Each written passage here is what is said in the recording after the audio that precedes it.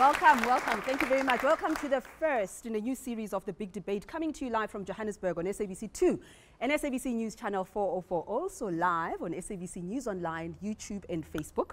I'm Ridi Klabi. Now, take the land now. That's the view of an overwhelming majority of South Africans who took part in a big debate poll this week. Not surprising, really, given that 2/3 of South Africans are poor, living on under 50 rand a day, and 7 million go to bed hungry. But is land expropriation the answer? Will the EFF's proposal to nationalize the land lead to economic collapse, leaving our supermarket shelves empty? Is the DA right to oppose land expropriation, arguing in favor of a willing buyer, willing seller approach? What about the ANC, who want to have their cake and eat it, claiming they will expropriate land, but somehow, magically, at the same time, keep existing landowners and investors happy? Does any party have fresh ideas that can work? To discuss this, I'm joined by Ronald Lamula, ANC NEC member, Dali Mpofu, National Chair of the EFF, Thandeka Mbabama, DA Shadow Minister of Land, Mazibuko Jaha, land activist from Ndingantaba Gandoda in the Eastern Cape, Ruth Hall, land specialist from the University of the Western Cape, and Ernest Pringle of Agri-SA, representing farmers. We also have activists from the Rural Women's Movement, members of Parliament, including Togo Didiza, economists, bankers, farmers, farm workers, and rapper Mo Mulimi is here. Welcome to all of you.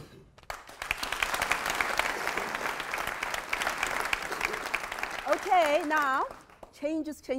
For the first time on The Big Debate, we invite you at home to post your comments online, but also to vote. You have to vote for the land plan that you support. Is it the EFFs nationalize the land, the ANC's, well, do it, but protect the economy, or the DA's willing buyer, willing seller? The number to dial is *134 *707#, or visit bigdebate.live/vote.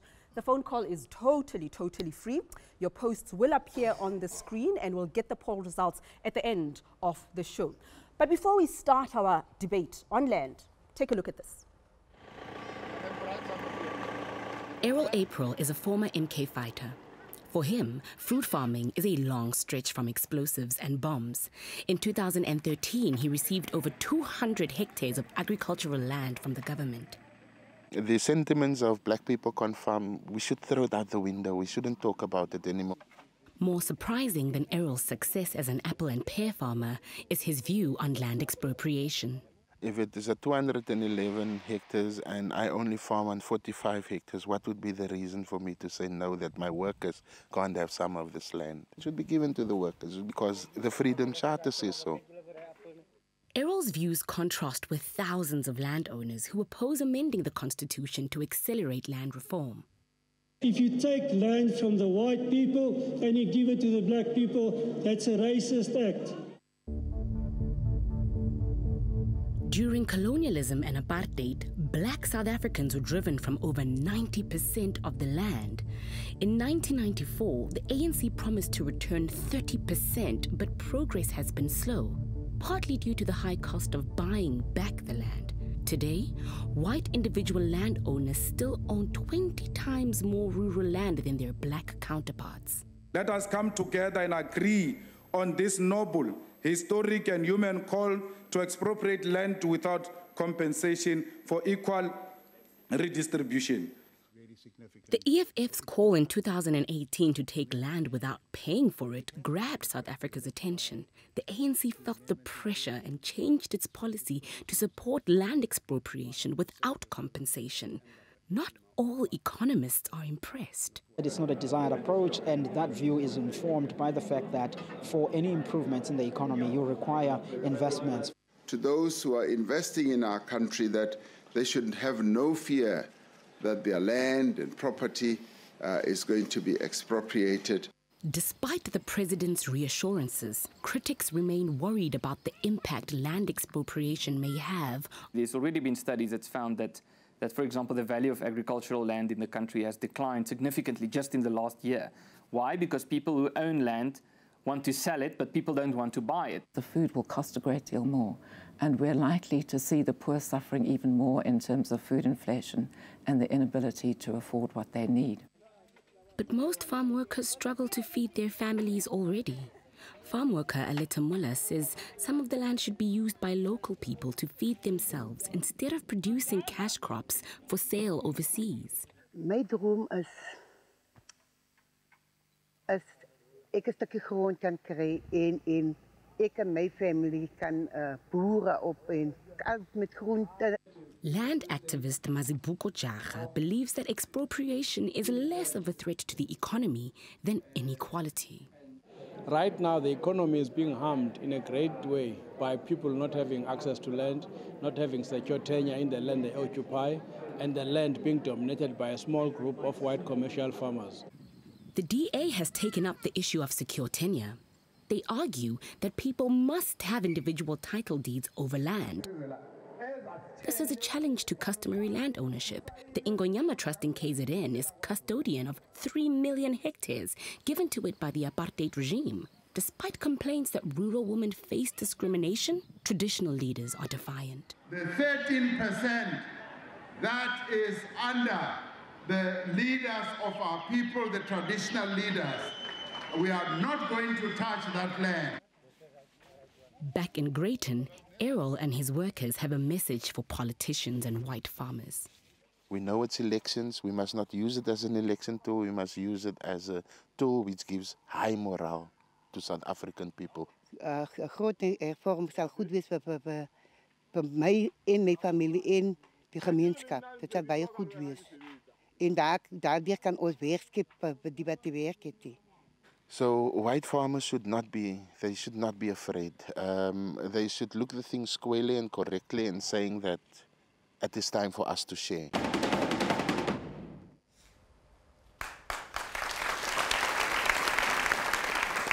All right, let's start our debate. Ronald Lamula of the ANC. Errol also warns that political parties should not use the land issue for political points and games. It sounds as if that's what you as the ANC have done. Apart from the fact that you capitulated to the EFF's call for expropriation without compensation, your president is traversing the length and breadth of the globe, assuring investors, assuring traditional leadership and chiefs, yet you tell your voters that you will expropriate without compensation. You're not serious about this? No, we're not electioneering. We can't use land to electioneer. It's an imported tool socially for our people and also economically. When did you find that out in 25 years of history? Remember, if we're electioneering, you could blame us in 1994. There was the PAC in 1994. It's not the EFF to start today. The PAC was putting pressure for the land issue to be expropriated without compensation in 1994. And the ANC still in 1994 said there must be mixture of ownership. There must be the state that is able to own the land. The people must be able to own the land.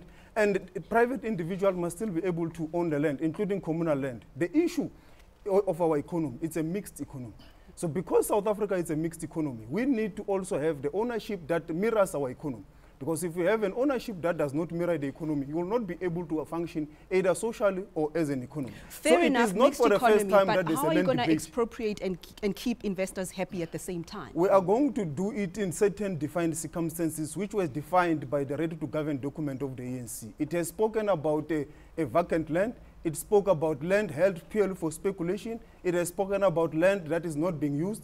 And Errol spoke about that. And it shows the example of the land that is not being used, which is here in South Africa, which you can be able to expropriate. EFF, you talking about nationalization in your speeches, but a careful look at your manifesto, you're talking about government custodianship.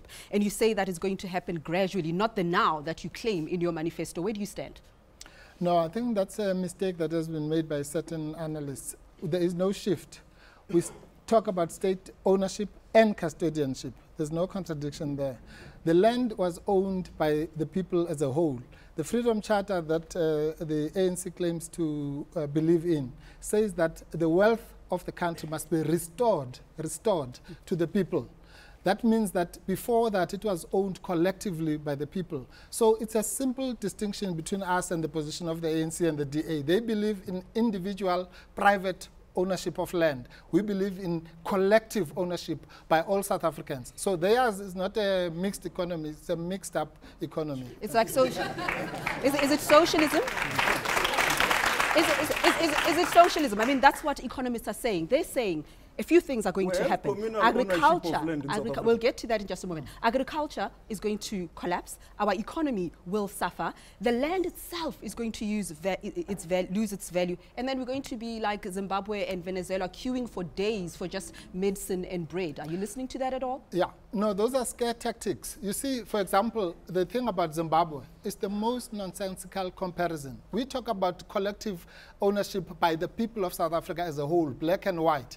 How do you compare that to some marauding so-called war veterans who go and kill people and take land and so on?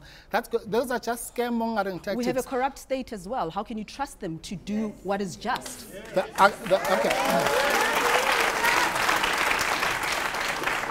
I agree fully with the audience. The state is corrupt. But listen to this. We're attending to that corruption. No, you are not attending to it. We're attending to that corruption. No, Musasa must wait. Dealing with corruption. No, let's just say the point about corruption. You see, corruption. Okay, give him a chance to finish. There are other panelists we have to go to. Okay. You'll respond shortly. The issue about corruption is that to stop corruption, you must combat corruption. You don't stop corruption by changing the economic system. For example, if you want to stop corruption of traffic cops, you stop corruption in the traffic cops. You don't say, let's privatize the traffic cops. Okay. Let's hear from the DA. I called it willing buyer, willing seller deliberately because you're saying, as the Democratic Alliance, you have to have compensation. It sounds like the ANC's tried and failed willing buyer, willing seller model. And I'm curious, where are you going to get the money to compensate all these farmers? How realistic is your plan? Really, we are not saying that we believe in willing buyer, willing seller. Well, expropriate and compensate is? What we are saying is that we must redress the past, the injustices of the past. And I think all political parties agree that that must be done. But the difference between us, the EFF and the ANC, is that we believe in individual rights. We believe that people must own their own land. As a black person myself, I would not like to have the state own my property. What do you do with the landless then? Because you're talking about title deeds. I mean, that works for people who've been living on that land for many, many years. It doesn't quite work for those who don't have any place of... It does, really. It does. It does work. It does work because as the DA, we believe in land reform according to the prescripts of the Constitution. We believe in redistribution. We believe in land tenure security. We believe in all three of the programs of land reform. It's just that we've got to apply it properly because that's where the ANC failed. Mazimbuko, help us out here. Does she have a point that we should look out for the individual? The individual must be empowered. And I know the DA has also raised concerns about corruption. Are we right to be concerned about those issues? The view of handing land over to private ownership is entirely wrong. The world over, wherever there's been privatization of land, it has been captured by a few ultimately. Yes, our state is corrupt. It is our state. We must fix it. That is absolutely important. Land is a public good. It belongs to all of us, and it must be held in perpetuity. So we need land reform that does not privatize land. That is why then the role of the state is important. But over and above that, tenure must be secure. Rights of people must be clearly defined. That's absolutely crucial. That's where then the discussion must take place. And then also questions of what happens after the land is redistributed. What do you mean by secure tenure? For example, there must be protection against mining interests, which the DA and the ANC support. Communities' rights to land must be protected. That's a fight in Kolobeni. Further, the role of traditional leaders must not be abused such that the rights of communities are affected negatively. That's very important. Okay, hold that thought. I'll give you a chance. When we come back, Ruth, Ernest, Togo Didiza, you're all going to speak in just a moment. Have you made up your mind, by the way, which land plan is best? You've heard our panelists define it, correct it, debate it. Vote now and send us your thoughts. The results so far show almost 60% are in support of nationalizing the land. Only 13% are in favor of willing buyer, willing seller. Now, land is not just about food. It's about dignity and belonging and the fight for justice. After the break, we talked to rapper turned farmer Mo Mulimi. Listen to this.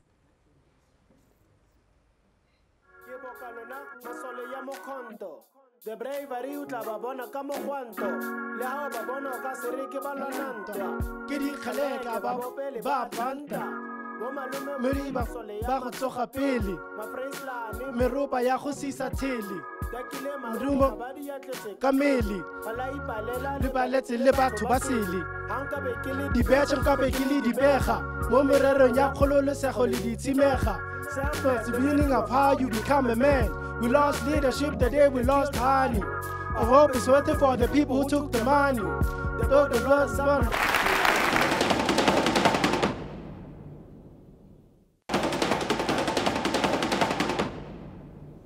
Welcome back to the big debate on land, live on SABC2 and SABC News Channel 404. Why is land so bound up with race in South Africa? Well, we just heard rapper Momulimi singing about the struggle for land. Let's talk to him. He's actually a farmer, and you grew up in a farm. Why is a young man like you singing about farming and land?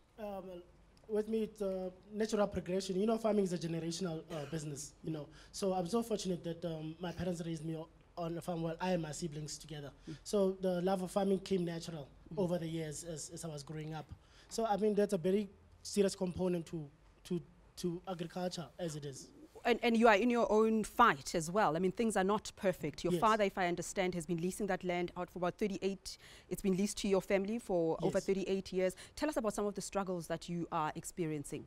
I myself have applied for state land for the last 10 years. I have proved to that end, and both in Northwest and in the Free State province. And I've had no joy. But fortunately, because my father occupies a piece of land, I've continued with my business. The downside to that is because we do not have a title deed, we do not have surety. So we cannot raise funds to improve. But you're wearing the T-shirts of the guys who are responsible for that. Look, the ANC is our government of the day. And because there's 60 million of us, it must serve all of us equally. And therefore, does not mean that each and every one of us has become rich. So I myself have had a lot of help from the Department of Agriculture in the Northwest region. Now you tell us. Now you tell us. Thank you. Thank you very much. All right, let's speak to the Khoisan, represented here by the chief. Let's hear from you. Talk to us about what your struggles are as the Khoisan people. The way we are handling the land debate in South Africa, do you feel it's inclusive? Do you feel that your grievances are being heard? When it comes to the land, Ainkwas, Gangans, the land is sacred. We're missing the point. Government is just another form of a big business. The land is sacred. And what people don't speak about is the whole question of when you understand land, you understand custodianship and stewardship. What does that mean? Nobody's speaking about that. Where does the land come from? From the Great Spirit Creator. And Who therefore, owns this land? Who owns this land? Who should own this land right now in South Africa? nobody but the Great Spirit Creator owns it. We can only be the custodians. And therefore, once you use the land, you then become accountable. And that is where stewardship comes in. And that means, stewardship means, and I think for 25 years we're missing the pot. Stewardship means you get the land and you leave it to the people that's coming behind you in a better state. What do we do with the currently landless now? The problem is we have connected it with money. This system called capitalism started with mercantilism. We were colonized. Let's give AfriForum a chance. Let's give AfriForum a chance. Let's give AfriForum a chance. You are hearing the history. You are hearing how young people, black people, want a place, belonging, recognition, a country that represents their dreams and their aspirations.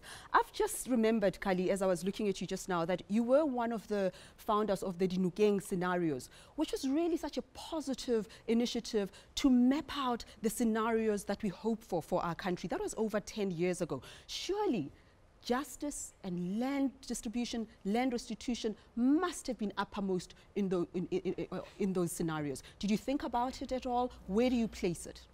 Well, I think it's very important that we address poverty in this country. It's one of the biggest challenges that we all have a responsibility to take on. If you look specifically at land, former President Kgalema Motlanthe did a study, and he said why restitution and land reform failed was because of corruption and lack of capacity. And those issues need to be addressed. We're in favor of restitution. If people lost their land in a way that was not acceptable, it must be restituted. But what is happening now, we're looking for the problem in the wrong place. The problem is not the current systems we have. It won't help us to change the constitution. It would actually worsen the situation. And I think we should look at the broader picture. I don't have land. The vast majority of AfriForum members, only 7% of our members are farmers. 93% don't have land. But what we do realize is if you don't respect property rights, you get but Kali, disinvestment. do you accept that land is a race issue? I mean, the figures speak for themselves. The land audit that was published last year, it talks about 7% ownership in urban areas for black people and 1.7 white people, 23. And then I know, Ernest, you dispute some of those figures. I'll give you a chance to speak to that as well. Do you accept that it is a race issue and it is time that those who have land, and especially those who have more than what they need, must share it with the rest of the population? Of course, we need to develop farmers from all communities, including black farmers. But we should not twist statistics.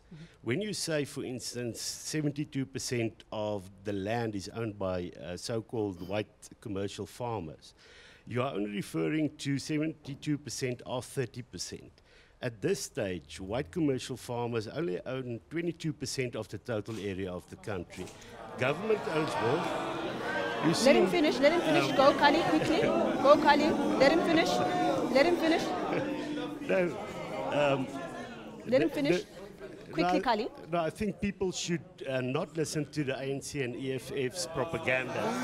They should focus on the reality. Let's hear from Ernst as well. Let's hear from Ernst. You also support partially some of the argument that Kali has put forward about land ownership and the figures. And you're saying that black people actually own about 48% of the land. I don't see it where I live, but you're saying 48% based on the consortiums, based on mining, based on the value of the land and the transfer that happened when the apartheid government came to its knees. You dispute the figures. What must happen now? Yes, after our land audit was published, it was quite interesting. In Parliament, the Minister of Land Affairs was asked what were the current figures of land occupation in South Africa, not necessarily ownership. You're talking the homelands, that's land occupation. There's no real ownership of land in those areas. And he came up with a figure of 37% black occupation of land in South Africa. That puts occupation ownership, occupation ownership, the lot. One but figure. But those are not the same thing. Yeah. But that's not the same thing, right? No, it's not the same thing. It's not the same that's thing. The point. Because actually, farm workers are occupying the land, but they don't live there and they get evicted. And we'll talk about the security of tenure bill, which has been now taken back to Parliament, and those are the people who are going to suffer the most. Very quickly finish your point. I'm bringing you in here, Ruth. Yes. Don't forget that in the homeland areas, they also don't own the land. They occupy the land. So we're saying that if you take ownership in that, and that counts for a lot. That's 18 million hectares in South Africa. That counts for a lot of the land which is currently being occupied. And then you add to that the land that has gone into ownership, 12 million hectares on land reform. We can't go through all the figures, but Ruth, the long and short of it is they're disputing the numbers. Is that significant to the debate? I know that you promote a rights-based approach to land ownership and the land debate. What do you say? Help us. Bring it all together for us. Okay. What I would argue is that nobody has a good handle on the numbers, but anyone living in this country knows that racial inequality in land has not been addressed at all adequately, right? We're still in the starting blocks. 25 years into democracy, less than 10% of white-owned commercial farmland has moved into black hands. And we know that the model isn't actually right. So even if we carried on doing the same thing at scale, we're going to be messing up. Recently, the Director General of Agriculture, Forestry and Fisheries announced that they're going to put most of their money this year into supporting 450 farmers. Now there are around 250,000 black farming households in this country who are producing for markets, and yet government is supporting a very small portion. So what I would say is we need to change the model. We need to redistribute more at scale. We need to subdivide. We need to get land in the right places, which is where people want it. In urban areas, in peri-urban areas, in the areas where farm workers have been evicted, in the areas around the communal areas where people are congested. So let's have a land reform that's targeted in terms of who should be benefiting, so that we don't just target a small elite, and let's have it specially targeted and break up big farms and use them in different ways. I mean, Togodidiza, there you are chairing this you're chairing this ad hoc committee, and yet you are a member of parliament, you're chairing this ad hoc committee, you belong to a party that is making all sorts of promises. But in Parliament on Friday, we heard the likes of Albie Sachs, Wim Trengove, Advocate Ngubai Tlogis, actually saying that you don't need this constitutional amendment, but you've already promised your voters that you're going to do it. What's going on here? Well, I think if we can put it this way, last year in Parliament in 2018, the EFF put a motion and amended by the ANC and other parties to actually ask a question to the citizenry. Is there a problem with Section 25 of the Constitution? Does it need to be amended, or it doesn't need to be amended? And those consultations went across the country. People expressed their views, not only on the Constitution, but also on the model, as Ruth is saying, and some of the frustrations that people are experiencing with the current process of land reform. At the end of it, Parliament's Committee on Constitutional Review, in their own assessment, having listened to everybody, said we should amend the Constitution. So where we are now, having taken that collective view of what citizens are saying, we are in that process. But you've told Bloomberg recently that it's going to be a year before we do anything. So why are you making these promises? Remember, there is a constitutional process. We're a constitutional state. And when the EFF, ANC, and all other parties in Parliament participated in the process, they participated knowingly that it has to be done in accordance with the law of the land. Everybody happy? Sharp, sharp. It's not about all of us are happy.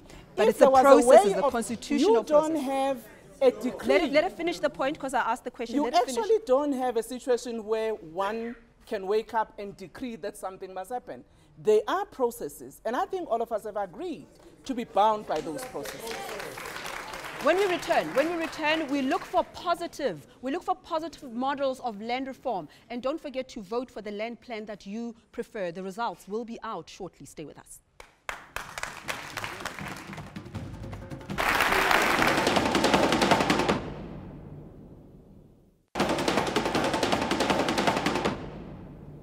Welcome back to the big debate on land. Some communities are taking land restitution into their own hands, finding new models that actually work. In Mdukajani, in KwaZulu-Natal, there's a project where farm workers now own the land communally and use it to feed local people. Watch this.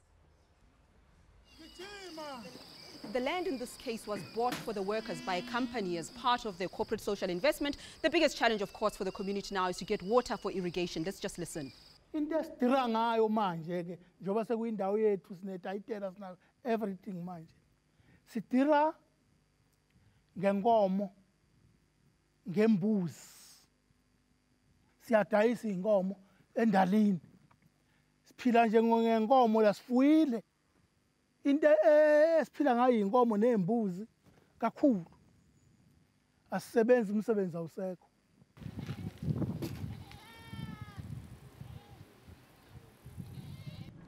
Let's go to Emily. Emily, you won an award in Brazil.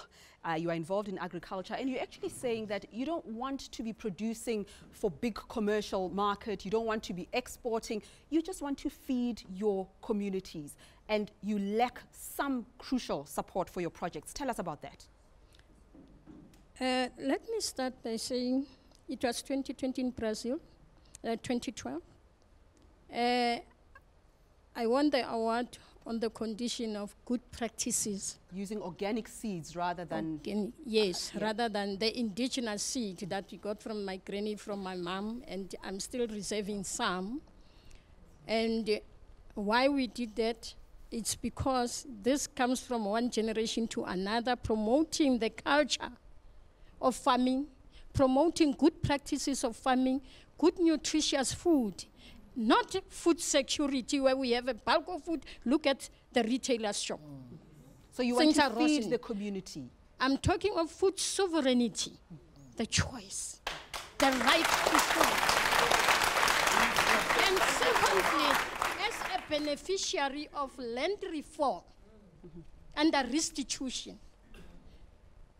Mem Didiza handed over the 2 portions in Puomplatz Leidenberg, where we were farming peaches, farming and exporting. But now, through the land reform that is dragging, there is post-settlement support. We don't even see it with an eye. We can't access those recap cards. Okay. So that's why we are staying small. I don't call myself small, but we will put it small-scale farmers. And at Lamusa, we are promoting that, especially women and youth. Indeed. Use your yard that you've got to produce, and we have our own markets on the R25 and 11. You go there with your scuttle and your wheelbarrow, and in 5 minutes it's bought. Okay, It's done. I want to bring and in lastly, Cass let me from say, let's just pause Okay, for a yeah. little. Theo, Cass, I want you to come in here. What we're hearing is that the support and the investment in this kind of project that has been described is lacking, that we are focused on the big landowners. We are focused on the big markets and not the people who need to survive right here, right now. Why are we not investing? Why is the private sector and bankers not supporting these initiatives and Mo Molini's I think one? those are the issues we need to discuss. We are discussing, yeah, so what do you say? It's not just the big guys. We have projects that are working. We have projects that are successful. The question we should be asking is, in our land reform initiatives, what do we do to enable projects like that to get the support? What do you that they think need? we should do? So for instance, speaking from the banking community, we can finance people that have security of tenure. We can finance people where we can actually have some security over what we're financing. Now, Okay, hold on. if that's... Hold on. This is interesting. And This is important. And that's because... And That's that's important. because we lend your money. Your money. It's your money that's being lent. Okay. Okay. So if we don't have security, if we So don't it's get not safe to lend money it to back in small some way, farmers. then that money It's not doesn't safe come to back. lend it to small farmers who have Well, no security. I don't know the lady's particular circumstance. Yeah, all generally. I'm saying is that whether you're a small farmer or a big farmer, if there's some security that the bank can take. You want collateral. You want collateral. Yeah, some but form of the collateral. ANC must take some responsibility for this. Hold on. The ANC must take some responsibility for this. 2002, you amended the mandate of the Land Bank, the Land and Agriculture Bank Act, where you're actually saying that the bank must be a commercial bank and it must support farmers against security. Who's got security in this country of ours? Yeah, and I think if I can come in, Former Minister of Agriculture is going to speak to this. If I can come in ready, the amendment of that legislation was as a result of the court case by the 4 banks who were actually arguing that the prerogative of Land Bank and the preferences that they were having were actually undesirable for the commercial sector. No. So it wasn't, yes, it was What are an you amendment disputing? as a result of that legislation. That's the ANC capitulating battling to capital. admission. The Land Bank was formed for generations. It was supporting Afrikaner farmers, white farmers.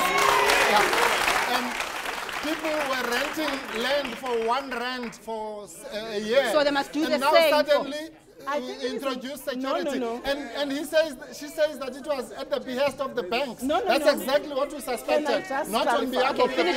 people. Let her finish. Let her finish. Finish. Carry on. We can pick you So up. policy is driven by the banks. No. Okay, finish. Dali, as a lawyer, you know very well the rule of law. When a decision has been made by the courts, you comply. So you Mazibuko, what do you say here? I mean, you've got something cannot similar. What do you change say the here? law. Theo, I'm coming to you next. There's Mazibuko. no such rule of law. Okay, let Mazibuko speak. No. Let's give other people speak. Let's get other people to speak. We're going to run out of time. Mazibuko, hold on. This is very important. Let's go to someone else. You are members of the same party. Let's give someone a chance. I'm coming. The minister was speaking for the Those are ANC. artificial. She was Those are speaking for artificial ANC. boundaries. Those are artificial boundaries. Yeah. Those are artificial boundaries. ANC has Yes, answered. quickly. What former Minister Didiza is saying is basically the ANC is not prepared to build a public sector banking institution in this country and also to promote cooperative banking. We don't have to depend on private banks to finance farming. Exactly. Public sector banking and cooperative banking is the way. Theo, quickly. Theo. What Dali is attributing to the land bank. Okay, listen to this. Was not the land bank. There was a special financing mechanism that brought South African agriculture to where it is now, and it was called the Landboukredietraad. The Agricultural Credit Board. Nowhere in the world have we seen successful transformation of smallholder agriculture to profitable agriculture without longer-term financing that what is available in the market at lower rates than what is available in the market. What we need now is for these smallholders to be organized in cooperatives. And these cooperatives... But they already are, that's what they're saying. They are not. What is being called cooperatives Let's listen, today. let's listen. Because I've seen it myself. Okay, everybody I just listen, visited let him them. finish. I went onto their farms. I've listened to their frustrations. They are delivered to the state as a bank through recap, and the state is not a good bank. We need a specialized institution. Who's going to make that happen? Such as the agricultural credit Okay, board. all right, after the break, we see how you at home voted in our poll. It's your last chance to vote.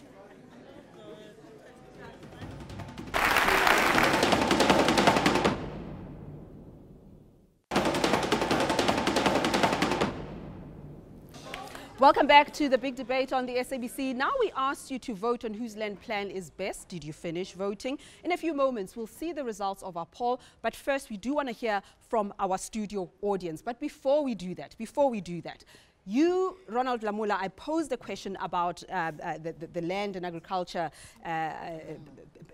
Bank Act, and we spoke about that a minute ago. But the most important thing is the evictions of the farm dwellers. They are not protected. And this is a piece of legislation that keeps going back. It's stuck at the NCOP. So if the ANC is saying that it is concerned about the landless, surely you should start with the tools that are already available to you.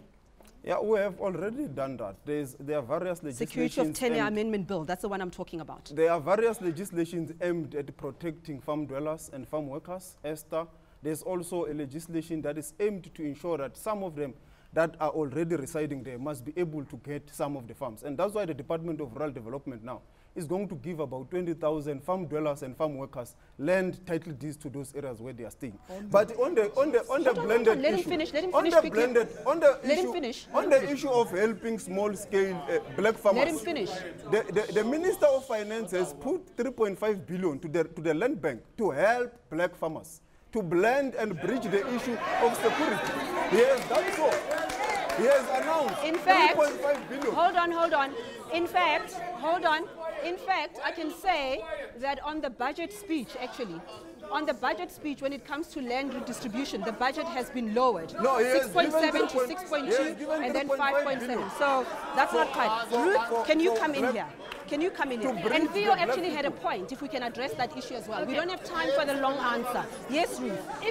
The DA hasn't spoken either. If we look at how commercial farming grew, if we look at how white commercial farming grew through the 20th century, it was through state intervention to deal with the poor white problem. And essentially, in many ways, it was like socialism for whites. The state subsidized, the state bailed out, the state regulated, there was trade protection. All of these systems were dismantled during the 1980s and during the 1990s. So it means that where black people are getting land through land reform, they don't have all the support. They're competing against not just individual white farmers, but increasingly big agribusiness, right? So we need to think of an alternative model, and I think it's wrong to say that the state has not been able to, since 1996, has not been able to expropriate. The Constitution clearly says you can expropriate for land reform purposes. So it's been a political choice not to use those powers. I think that the final point that I would make is that the property clause actually says something that we've never really used. It says that citizens have the right to gain access to land on an equitable basis. So that means a right to land redistribution. If you're landless, the state has an obligation to you. But we've never worked out what that means. How do you as a citizen go to the state and say, I'm landless in an informal settlement, how are you going to help me? There's no procedure for people to invoke the rights. So I think the problem is not that the state hasn't had enough power, It's that citizens haven't had enough power. Let me hear from the DA quickly before we go to our audience members. We approach, or the DA at least, you're approaching expropriation without compensation as though it's never been done anywhere in the world. I'm thinking about two countries here. South Korea did that. They expropriated from the Japanese landowners, and you saw community ownership, family proprieties, all going up, and the middle class, social mobility actually being achieved. Brazil amended its constitution. It was 1988. Yes. And what was important with Brazil, it reminds me of your project. It was land, if it doesn't serve a social function, if you've got far more than what you need, there is going to be occupation of unused land. So it's been done before and it has worked. So why are you afraid to embrace it as the DA? The DA does not say that they don't believe in expropriation. What we are saying is we believe, we believe in expropriation. Let her finish. Let her finish. Let her finish. I can't hear my director. I can't hear the speaker. We believe in expropriation according to the prescripts of the Constitution, because it is in the Constitution. But if you need to change the Constitution to take into account the realities, why should we change the Constitution when that's what the DA says? Where's the microphone? Let's go to the audience. You ask your question. Ask your question, yes. No, you guys listen to what you want to hear. As long as it's done according to the Constitution. Number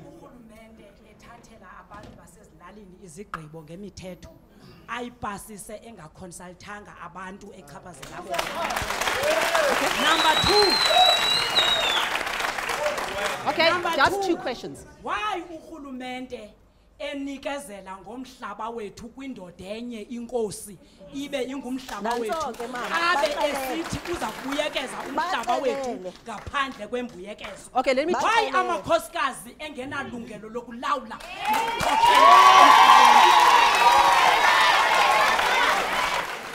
Okay, this is important. This is important. This is important. The question, I've got Kolobeni in mind. You are saying, why is the government negotiating and giving away land without listening to the people who live on that land? And we know that there was a court ruling on that particular case that the government can't do that. It was with the Kolobeni matter. And then she raised a very important matter about patriarchy and women not being protected. Is the ANC government in alliance with the chiefs, with traditional leadership? Contra lesser, do you accept the accusation that you don't take the rights of women, Basei Lalin? Contra lesser. Okay, in the interest of time, let me start off by saying that the primary issue A question has been asked, let it be answered. Yeah, the primary issue here that we need to address is that the land needs to be returned to the African majority. Everything no, that let's address her issue, I am coming to that question. I am coming to that question. Her specific question. Let him answer. All the matters. We agree on that, but her specific question, especially about the rights of women. No. We, as Africans, our culture is not patriarchal. We have nothing like that. The land, patriarchy came here with people of foreign origin. Let's address her situation. The land. Okay. The land.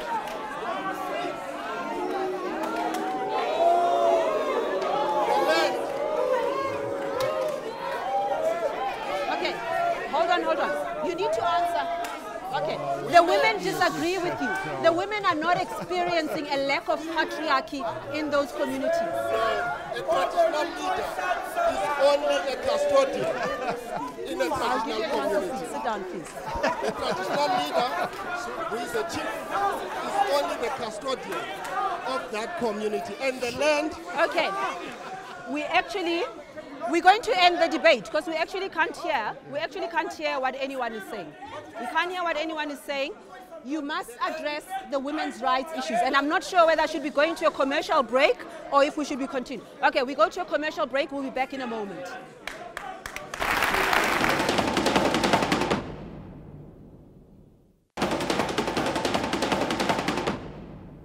Live in Johannesburg, we're talking about land expropriation. In a few weeks, the parties gathered here will be looking for your vote in the election. So what have they learned so far today and what's their message to voters? We're not going to be able to have a debate because people are undressing and this is chaotic. There's a lot of anger, there's a lot of emotions. There are a lot of you. We are giving you a chance and nobody's sitting down. So let's just see what happens.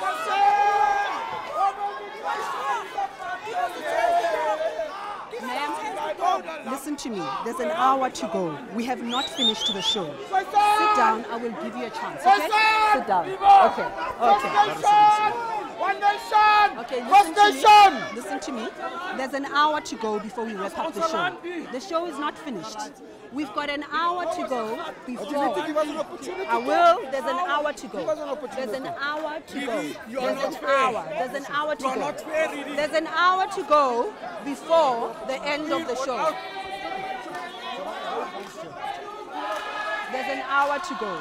There's an hour to go before we end the show.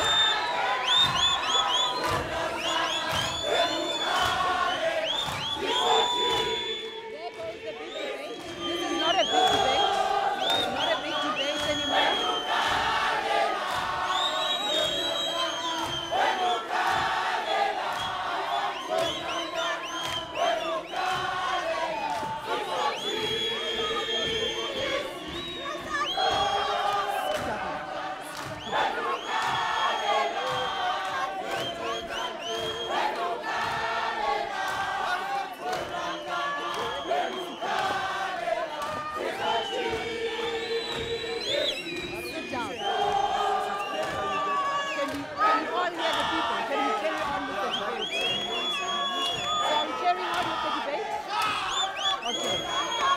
Everybody, okay, everybody please sit down. Please sit down. You want to speak? You want to speak? You have to speak. I'm going to come to you. Sit down. Okay, listen. You have to sit down. There's an hour to go, okay? Go sit down. Go sit down. Please go sit down. Go sit down. Go sit down. You said you wanted to speak, but you are not here speaking. Come to me. Come stand here. Come stand here. Come. What? Okay, hold on. Thank you. Don't go. Stand here.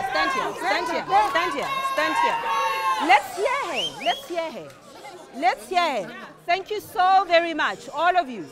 Thank you for your heart and speaking from your heart and singing.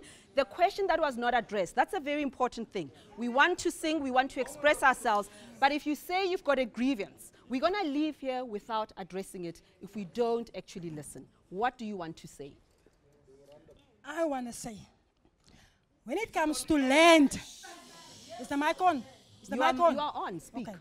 When it comes to land, the Nguni's, let me say the black people, always say it's their land. Everything is theirs. But what about us? We are the first nation that was here first, the Khoisan. Okay, we've heard you. And the Bushman. We've heard you. You've made your point. I know there's a lot more you can say, but the nature of a TV debate doesn't allow us. We've got your point. Does it help the historic debate around who owned it, who came first, how far back do we go? Carry on speaking, the microphone can pick you up. Mazibugo? The Khoi and the San are without a doubt. You want to listen to the answer. You ask a the question, first you listen to people the answer. of a country called South Africa. But the country called South Africa is a new invasion. All of us Africans are the first people in Africa. The Khoi and the San are part of black people. Their demands to belong together with the rest of us.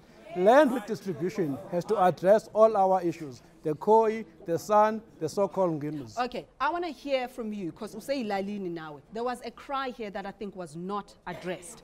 Your thoughts on women, and you as well, Ruth, you focus on that as well. Your thoughts on women. Contralesa says patriarchy is not African, we don't have those problems. We do not agree with Contralesa. The rural women we work with in Kaiskamahoek and elsewhere in the Eastern Cape suffer untold problems at the hands of the chieftains. Those problems must be addressed. Government has not provided secure tenure to rural women in this country to this day. And that issue is on the table, has to be addressed effectively. We'll continue our debate in the second hour on YouTube. Land divides the nation. For the majority of poor black South Africans, it offers the promise of a better life and the restoration of dignity. For others, it is an asset whose value must be protected. Either way, without land, none of us can eat or find a place to sleep. Who has the best vision for our future? You decide. And don't forget to vote in the elections on the 8th of May. Watch the second hour of the big debate online now on SABC on Wednesday at 10 p.m. From me, Ridi, goodbye to this current audience. We continue.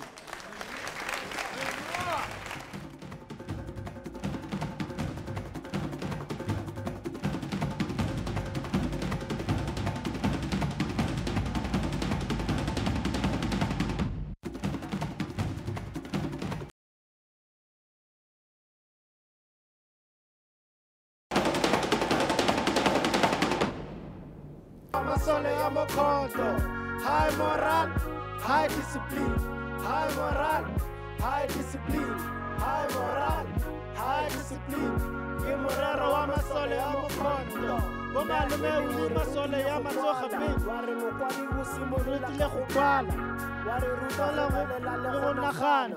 Ha re kwala re sa lubalane ra gana. Yeso go ta go di campaign. Ha moral go sena le di garte. Ha la pile go robala bete beste. O ikotlisa go golola setšhaba. O ithutela go tlotlosa kakana.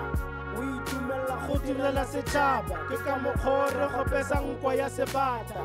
Me wile kom let's say witty. Map town to the streets of Sophia town. Last poets call your team out in Shot Town. Teacher, you have blessed us with a lot of lessons. A revolution is a marathon of small steps. Being a soldier's not little and the footsteps. I'll be marching on the front line when you come back. Get the tebele rumoke chanta. High moral, high discipline. High moral, high discipline. Ke morero wa masole ya mokonto. High moral, high discipline. High moral, high discipline. High moral, high discipline. Ke morero wa masole ya mokonto. Moki, yo rapetse.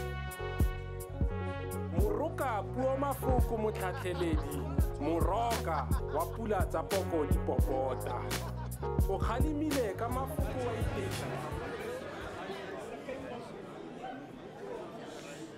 Okay, welcome back. The second hour of the big debate on land. It deteriorated, of course. There are lots of emotions here. We're picking it up once again because I think there are very fundamental and important points that were made that were not heard and that were not debated properly. So in the next hour, I do appeal to our audience members to just exercise some courtesy and also understand that there are so many of you. It's impossible that everybody will speak equally the same time. And secondly, it is natural that the people who will be challenged the most are the decision makers and the political parties because they are the ones who have these electoral promises. So a lot of the questions are directed at them and that's why they speak far more than everybody else. We're going to our audience now. There's a lady called Sadi who has a question. Where are you sitting, Sadi?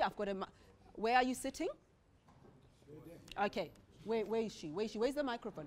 Baby. Where's baby? There's baby. Where's the microphone? The microphone for baby. We need the other microphone to go around as well. Constance, good evening to you. You have a lot to say as well. Good evening, everybody. Can you stand, please, ma? Okay. Okay, let's hear what baby has to say. Me, baby. Good evening, everybody. I'm baby from Lebelo CPA in Mokopane. I want to start by saying Pansy with the Bantustan bill. Pansy. Because I'm a victim. I should have been very far, but I'm in my 70s now. I'm dying. 2, in my place, in my farm, we were given 4 pieces of place. We were evicted from the 4 pieces of place. I'm the first beneficiary. Now, when the government compensated us and made us to know that we've got land as the claimants, we were given only 1. And I'm sure the person who promised me that the other 3 pieces I'm going to get is here and she knows herself. Yeah. She knows herself. Hold on. As big as I am. Okay, hold on. As let big us finish. as I am. Finish, my baby, so we can move. I'm being taught ke botjwa maka. Motho ra nna re ke tlo go fa di-piece tse ding tse 4 tse ka re why a re tšhelete a e teng tla re he tlile re tla hofa tšhelete ile di-guptaseng ka jeko bana ba rona ga ba tsene sekolo.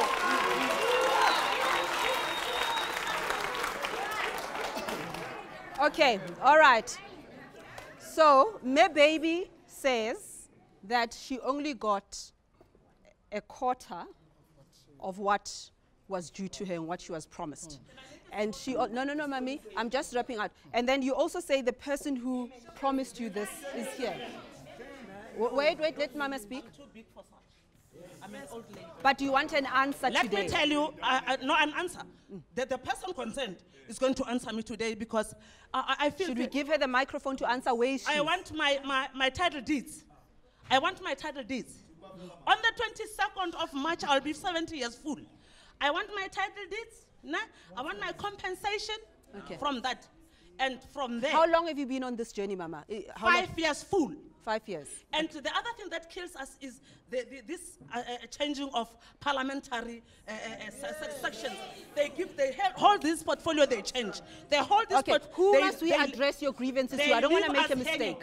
You see? I don't want to make a mistake. People who gave us the land know themselves. My mouth is very clean to say some of these things. Is it you, Mr. Diza? Aha!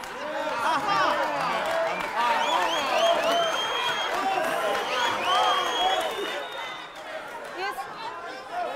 A question has been asked, it has to be answered. Yeah. Can I just also emphasize, Mama there raised some life and death matters for her. So when you say we must move to the next question, you're saying her question is not important. She's directed a question, and I'm asking the person, I think it's you. She's talking about you. You made promises that you didn't fulfill? Well, I'm happy that Mama, in her own statement, did say that, you know, the rotation of ministers when the parliament term finishes may be a challenge. Yes, no, I'm not shifting the blame. Let her answer. During the time when I was the Minister of Land Affairs, yes, we settled the case of Mkopane. One piece at the time was the one that was transferred. The others were not transferred because, as she say, at that time the acquisition of that land had not gone through. Do you feel her pain, though? That's my issue. Do you feel the pain, and what are you going to do about it? I do feel her pain indeed, like any other person who don't have a piece of land in this country. What happens now? Remember, ministers don't appoint themselves. And when you are moved, you can't dictate to another minister how to deal with issues. When you get into government, it's going to be just as hard. No. Okay, all right. When you get into government, you'll have to deal, if you get into government, you'll have to deal in the matters. It's going to be just as hard for you. No. We can't have, we're going to have one. We've spoken to the chief, we've spoken to the lady from the same community. I'm going to give another person a chance. We've got to go to other communities as well. I will insist on that. No, you answer me the question. After the question. No, you answer me now. Yeah. I said when you get into government, if you get in, you're going to have to deal with all these historic issues. Oh yes, no, obviously. Let him answer. Yeah, obviously any new government in South Africa is going to have to inherit the mess that has been caused by the ANC. That's obvious, yeah. And that mess, so the people, yeah. So, okay, so. That's not relevant here. That's not relevant here. Shut up. You either get answers or not. Carry on. You can pick your answer. So the people, so they are saying the ANC has not messed up. I mean, is there anyone? Order. So I don't think Reggie. Okay, finish your point. Let me finish my point. It's not relevant here. You can have that debate later. We're talking about land.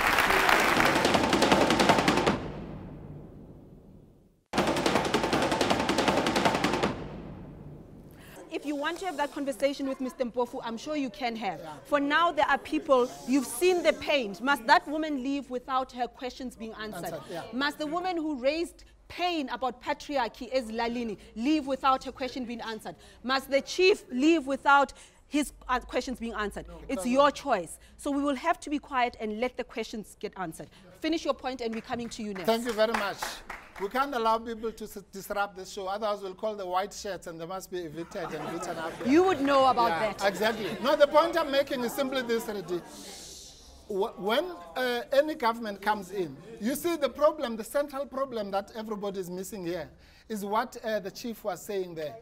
You cannot have private ownership of land. That notion is so silly that you can't even articulate it, because the land cannot belong to me and belong to my children and their children. The land belongs to all of us. But how do you manage that? Because you manage it simply because it's a collective good. It's not something, it's a collective good managed by the state. No, the state, no. The doesn't understand. Wait. I have to make this point. Yeah. The state is not the ANC. The state is not the ANC. No, Okay. we must give some small education. Sorry, people. Okay, some education, quickly. We need small education. The state is not the same thing as the ANC. The state is not the same thing even as the government. The state is all of us. That's why we're going to elections. The DA doesn't understand. Ask your question, ask your question. Ernest, ask your question. Sir, now you're fighting amongst yourselves. Ask your question.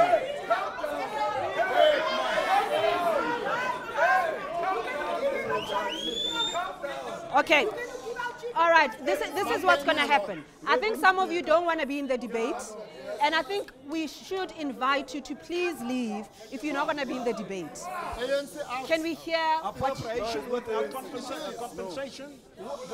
Expropriation. We've got a problem, and the pain of our people is 1913. Now, certainly, we've been here before 1913.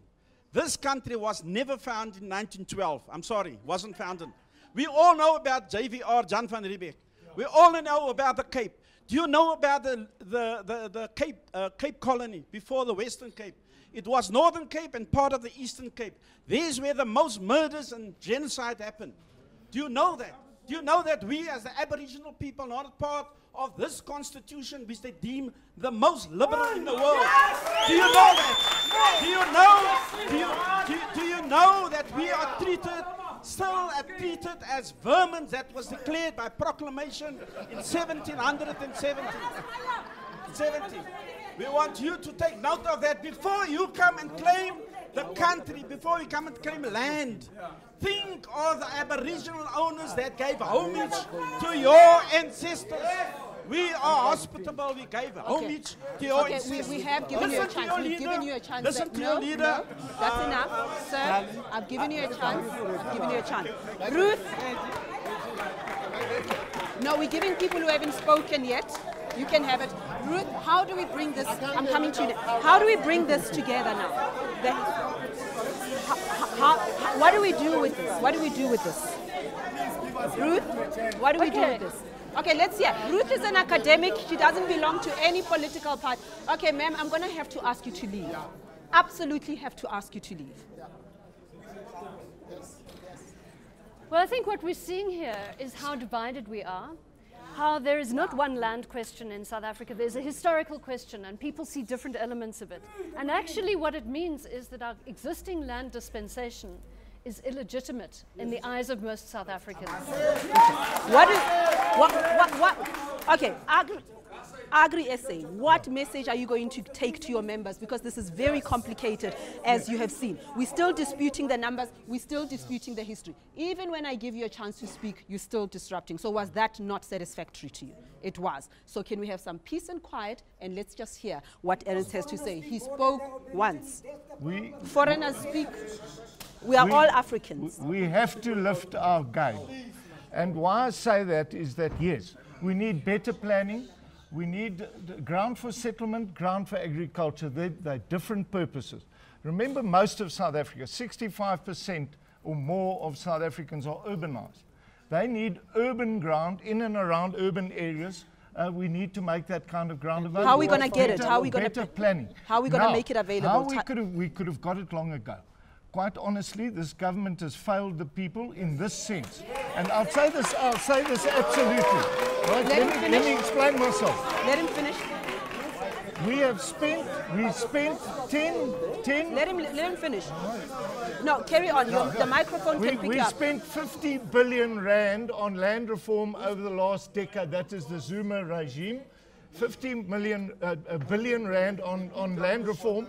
We have wasted 60 billion plus more on corruption. In other words, we could have already doubled the money available for land reform were we to have utilized it properly. We dropped the ball and we lost the opportunity. Okay. Now we must make up for it.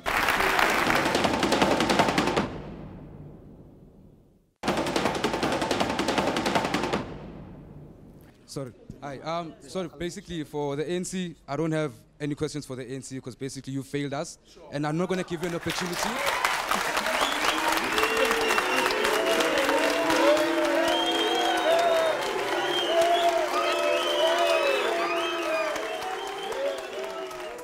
Okay. I'm not going to give him an opportunity. All right. And then I've got... Okay. Yes, I've got a question for the EFF. Yeah? The EFF really needs to stop lying to us and be very clear on the stance on land. Yeah? Because... I don't know what you are agreeing with or disagreeing with. You haven't listened to the point. Let's hear the question. Okay. Basically, the EFF must answer to us. They are calling for people to occupy land. Wherever they see very beautiful land, they must occupy. Yeah. Yet they are calling for us for expropriation without compensation, whereby they're going to be the custodian of the land. That does not make sense. It's ambiguous. So they need to answer that. Number two, the DA, a question for the DA. In Western Cape, did you guys, and why, did you refuse to use Tafelberg site in Sea Point to provide people with affordable housing? We need an answer to that. Okay, the Tafelberg matter, do you want to talk about that? Because it was about sharing the land. It went to court, there were protests, and I think more than anything, the DA is being criticized for demonstrating that it doesn't want to build low-cost housing and therefore doesn't want to bring poor people into those posh areas. Is that a criticism that you accept? I'll accept the criticism because everybody has got their own. Carry on. I accept the criticism because everybody has their own views. Yeah. But we in the Western Cape are moving forward with affordable housing in different areas. But not that one. I don't have the facts on the Tafelberg case. Okay, we need a question from this side. Where's the microphone? Okay, where's the microphone? Carry on. I just want to... Your question? Yeah, for both of you actually, because he said the ANC has failed the people. And then, no, you must both answer. My question goes around the financiers. The financiers. On what Theo and the other gentleman said, that Theo's government buys land at a value. Immediately when it's transferred to government or to beneficiary hands, where is that value gone to that can be used as a collateral okay, for farmers to be able to get a financing? Okay, the microphone is dead. Your question. You got the question, right? You got the question. Okay. We need where's the microphone? Where's the microphone? Bring it on. Bring it on. Can I have the microphone? Theo, you want to speak to that? I'm coming to you. Both of you get ready to answer. Yes. Theo, let Theo speak. This is a very important question. Which the questions are directed to, yes? What happens to that value? What happens to the value? Listen, I understand that young people must talk. But where I come, okay, absolutely. But here's the thing. Questions are being asked, and you've got to listen to the answer. I'm getting a sense that you want the microphone to ask a question or make a comment, but you don't want the answer that comes from that. There was a question about the value of the land. You don't think that's important? I think it is. Theo, can you please answer? See, there's a vast difference between land and a farm. It's dead. A farm is much more than just a piece of land. On my farm, I'm a farmer from Tsenin. On my farm, the current market value of the land is about 10,000 rand per hectare. Yeah. But the avocado orchards on it is about 280,000 per hectare. That's what it costs to develop it. For me as a farmer to develop that, I take my land to the banks and I borrow money from them against the security of the land. Okay. And then I regain value Listen to the answer. From my harvest. We create wealth from that land. And if you're not certain that you will still be around in 5 or 10 years from now, you will not plant a tree.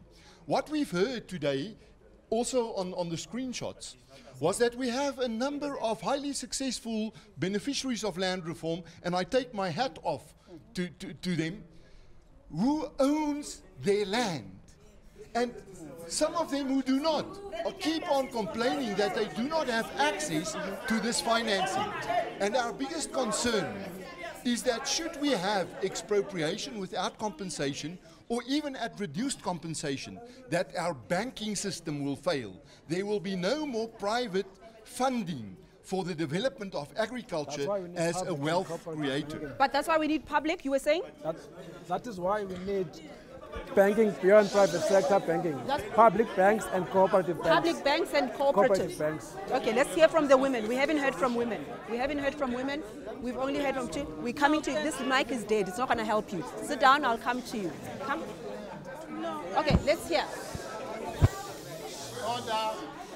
You don't want to listen to other people, but you want to be listened to when you speak. Good night. I'm a farmer from Meyerton in Midval, under DA municipality. Right. I want to ask the lady of Midval. Midval DA. Sorry, DA's got, they campaigning, they've got 300 hectares, of which 200 hectares is for women and farmers. 100 hectares is for youth.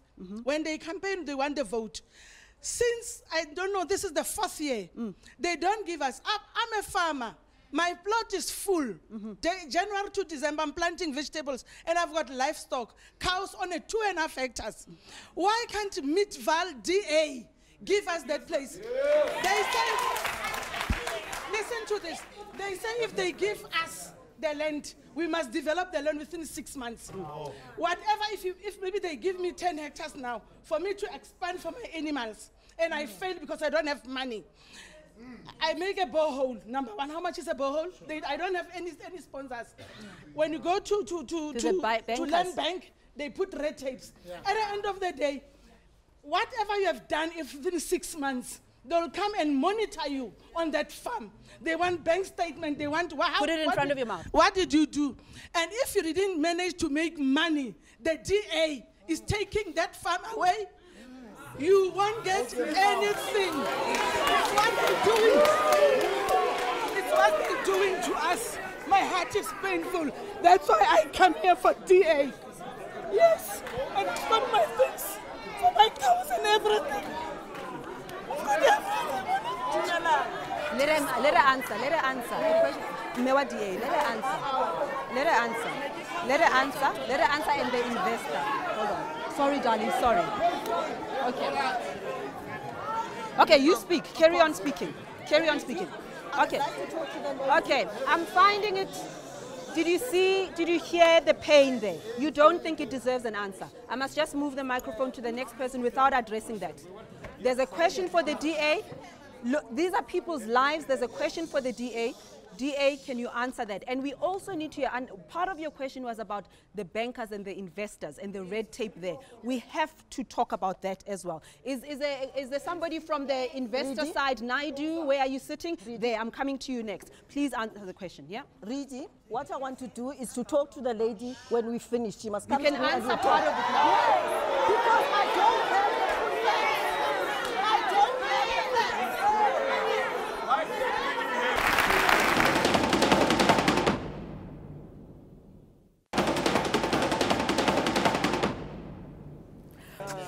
Thank you, Reddy. I'm Ocho Murisakwana from FUSA, Farmers United South Africa. We, as Farmers United South Africa, our position on land reforms, we don't agree with this funny wording and these funny terms, this funny playing with English. We hear that the EFF says land expropriation without compensation, the ANC eat your cake and what, the DA nothing. But what we are saying is we want land restitution, and it must not be coupled with some funny wording to lose the message as time goes. Because once you talk about expropriation, you are just talking for the public benefit. Put the microphone. Now it seems as if we are taking land of white people from white people for the public benefit. What's that? Now, when you're saying land restitution, you mean that you are restoring and retaining stolen land. So EFF, we love you. We see how you fight. But be clear in the wording, please. Because once you're not clear in the wording, you are giving these people, these people that have visited here, you are giving them an opportunity to defend themselves. And that's why we don't agree. And then finally, on the banking, banks, understand this thing. You cannot ask collateral from black farmers. You are responsible for the development or the development of stolen land. You develop stolen land, apartheid land. So now you must not ask for collateral. And okay, now time. I've given you a chance. I've given you a chance. I think the ANC must speak here. I think the ANC must speak here. I mean, Ronald, there's a lot that was said there. You can... So you want to speak, but you don't want to hear other people. I gave you a chance. I'm coming to you. The answer, okay. From who? Wait. I'm coming to you. I'm coming to you. But I do think that the ANC must also answer, because you started off by saying that you're not interested in them. That's fine. But hold on. There's a lot that was said in that commentary. But one of the things that come up that speak to your manifesto and what the president is saying to investors and the international community and so on, that when you want to provide for people like that, but then you're telling the investors that you're not going to rattle the cage, really. I don't think we are clear this evening how exactly you're going to do it. I don't think we're clear this evening whose interest are you promoting as the ANC? Is it in your mind that expropriation without compensation can happen and keep the landowner happy, I don't know how, and keep the landless person happy? Can that happen? They seem mutually exclusive to me. No, we will be able to give land to black South Africans. We've already Carry on, the mic is on. As you are playing the examples, in the House, there are people who have given land. And we are going to continue. We accept that there have been failures, but there have been successes that are there. And it's clear that they are there.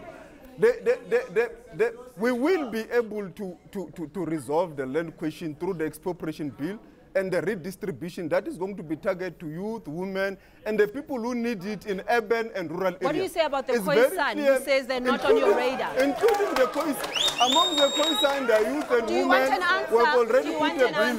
we've already put a bill that governs the issues of the Khoisans. We're going to address their challenges.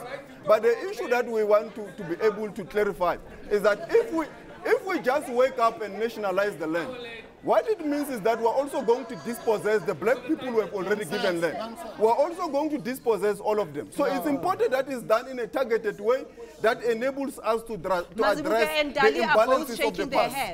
Their heads. Why are you shaking No, it must be done in a targeted way so that we're able to address the imbalances of the past. Yeah, it will. But because we'll take that's a caricature. It will also that's take a caricature. funds of many people. If we just nationalize. Okay. Now, what it means, if what Ronald is saying is true, it means the ANC is schizophrenic. Because what they have done with mineral rights, for example, already, they have given... It must be targeted. Can I answer? I'm saying that with mineral rights, the ownership of the minerals currently rests in the state.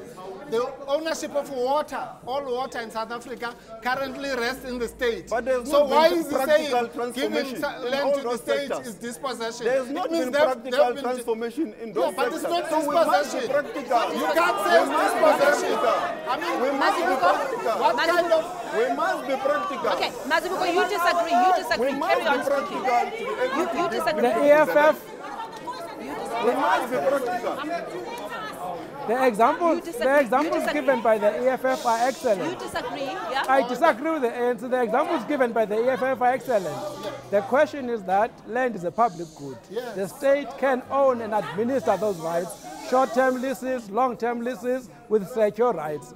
It's important that we protect the land forever. Because if we hand it over to private individuals, they can sell it on to others who may pollute the land, to others who may speculate on the land. That's going to be a problem.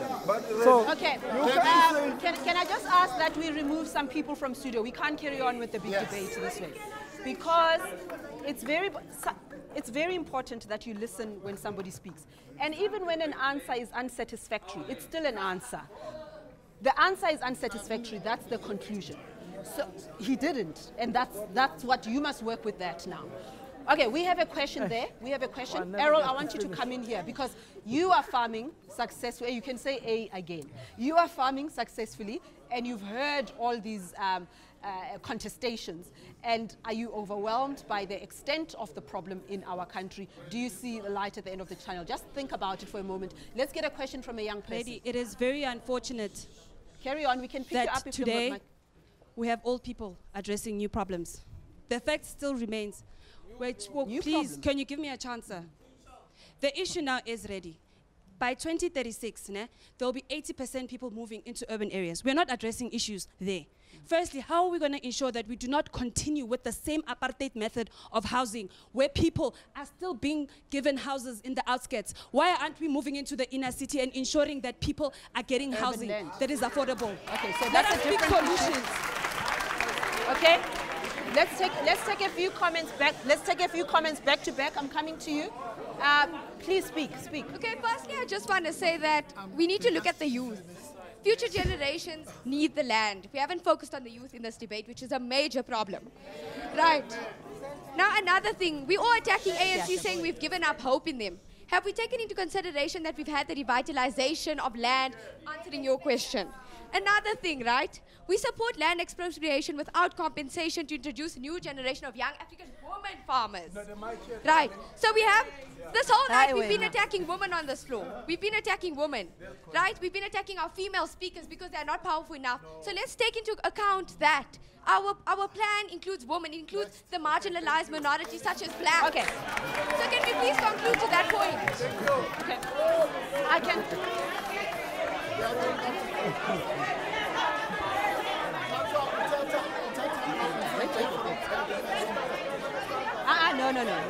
We're going there. I can assure you, I will not preside over any debate that attacks women. We have not attacked women, but I do think that there are a lot of questions that affect women that have not been addressed, that have not been answered. And I am going to come back to Contralesa in a moment. Ask your question. I read it, and the audience, I have a solution. Talk does not cook a rice. People have been talking. Okay, you're going to miss this wonderful solution if you don't listen. You want to speak? Okay. I have a solution on behalf of ADASA, Agro Dealers Association of South Africa. Okay. The biggest problem here is not about whether we cannot farm or we can farm, but the inputs, the rising input costs and the cartel in the inputs industry is killing this. For every billion department give out for Litsima, Fetsatala, you name it, Pakisa, 70% is going to the inputs. Just 10% or 15% remain with the farmer. And guess what? There is also brown envelope moving around in that. So the biggest stumbling block in lending reform is the inputs. I've got an experience. I'm trying to break into the fertilizer industry. I have a company. But guess what happened? The people who are supposed to do due diligence is the IDC, which owns Fosco 60%. So I have to take my application to be reviewed by IDC, who are also Fosco, who are my rivals. So the biggest challenge here is we need to break the barrier. Break the barrier.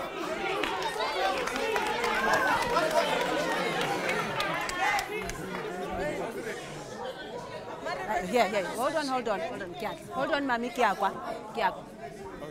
Yeah, I'm coming. Yes, please speak. Okay. Just carry on. I just want to address... No, Kubua Abuti Ole, and then you, and when you finish, you pass the microphone here. I'm coming to you as well. Carry on, please. And then here, okay. Okay, speak, Papa, speak. Don't look at me. I'd like to address two things that I think haven't been addressed We can't tonight. hear you. Speak. I would love to address two things that I don't think we've addressed tonight. Number one, we're talking about land reform in terms of farming. But in terms of the urban areas, in terms of economic activity in the townships, no one has addressed that like the Gauteng government has done with the Township Economy Revitalization Program, with land identified to give to black businesses to produce, to capture value chains in the economy. Those are the things we should look at, because in the long term, we want to get black people involved in the mainstream economy as owners, as asset builders, as producers. So it's not just about farming. We must look at the value chain economically of different sectors and how we get black people in. And we are doing that in Gauteng at the moment. Thank you. Okay. I've got a question for ANC. Okay. Speak up, ma'am. I've got a question for ANC. Okay, so did you hear that? She's got a question for the ANC. So when the ANC is ANC. answering? The ANC, in 1994, they promised us that we've got to have 30% of the land. Now it's 25 years later. Black people still have less than 10% of the land. I just want to know, is there anything else that they can promise that we can trust from them because they have already failed. Now Okay, they must ANC. just say why.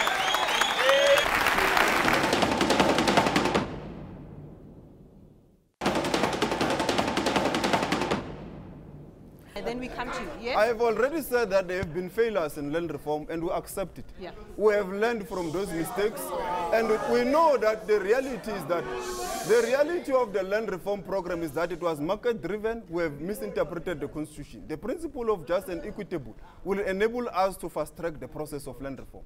And now with the new phase of land reform, putting redistribution bill, the expropriation bill and various legislation, including competent officials, we will be able to run the program successfully. 5 years, eh? And from those experiences, there's no government in the world. No. There's no government in the world that was born with all solutions. Okay. All right. There's no government in the world Speak. that was born with everything. We are failing with Swan and Johannesburg. Where's the red microphone here? Can we all listen to this? I hear all these bombastic words here that none of the farmers do understand them. I'm 14 years in this journey of agriculture.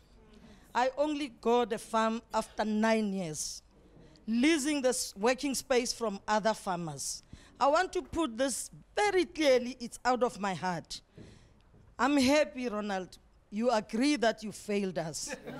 Is there any of you political parties that are here that you are going not to fail like what ANC did to us? Firstly, very quickly, okay, very you will quickly now. agree that 40 you won't seconds. fail, and 40 it's not seconds. true. Number one, the very land that we are given, we are battling with the lease agreements, that we need the lease agreement. Number two, the very banks, financial institutions, investors that are here, when they call workshops, we attend the workshops, they promise that small farmers, emerging farmers, black farmers, they are not going to be asked the collateral. But when you go to the institutions, they do ask for collateral. The very land bank that has to service us, currently they've been given those billions. Remember, the president spoke about them. And when you go there for that granted funding, what is it? Blended funding. They ask for collateral. Yes. So who's going to help us? Thank you very much. Don't play Karuna. Please, all of you here.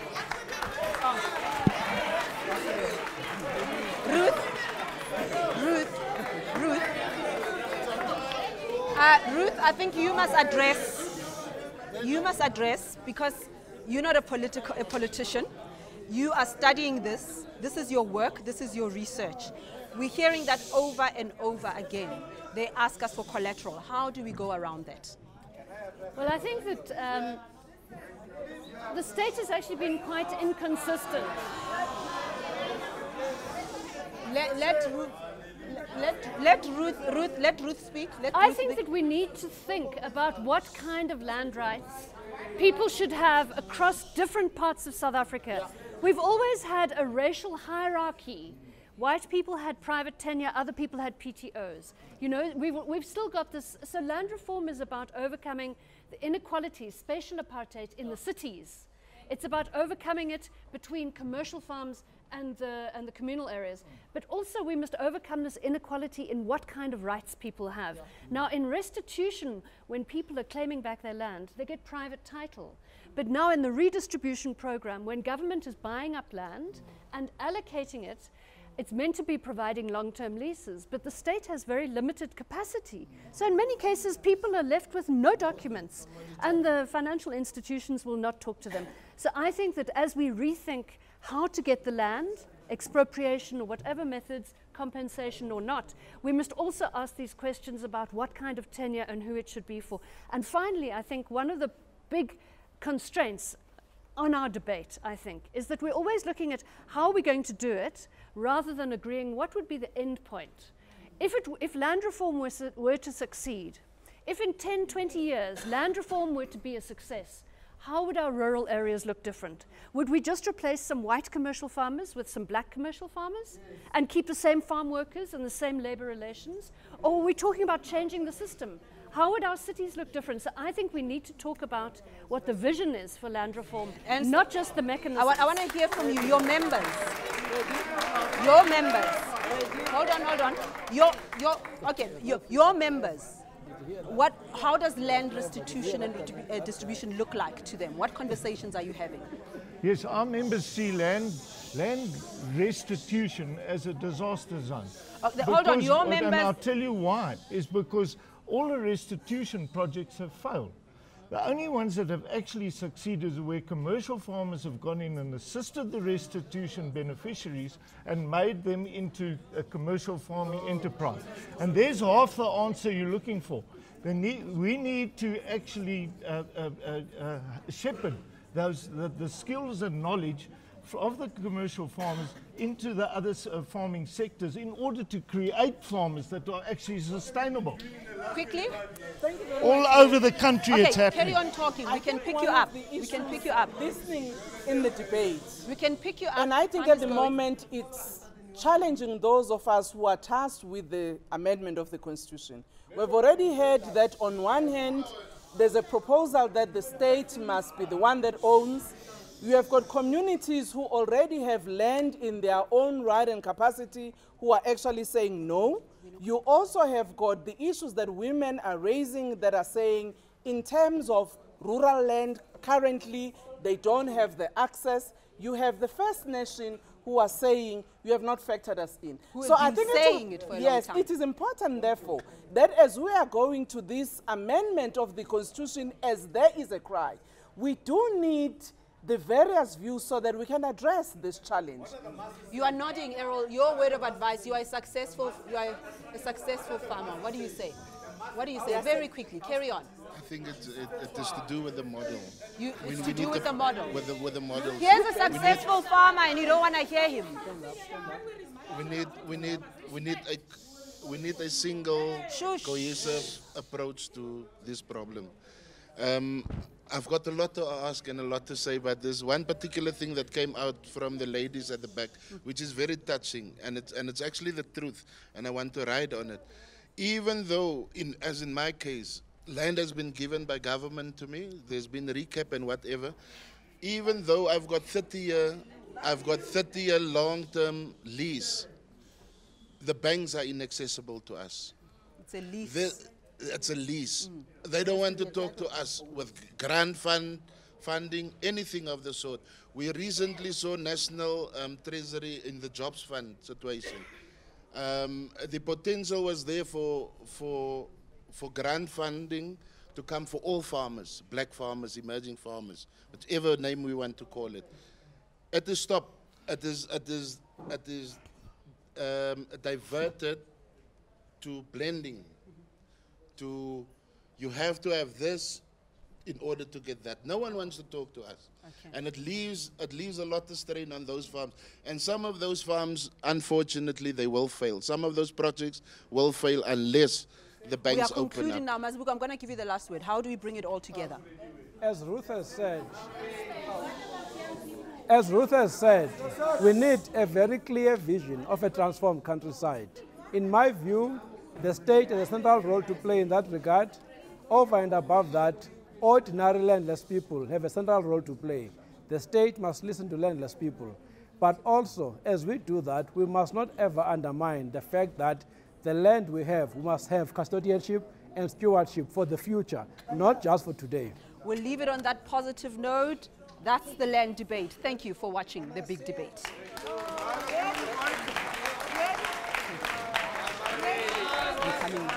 I don't control the channel time.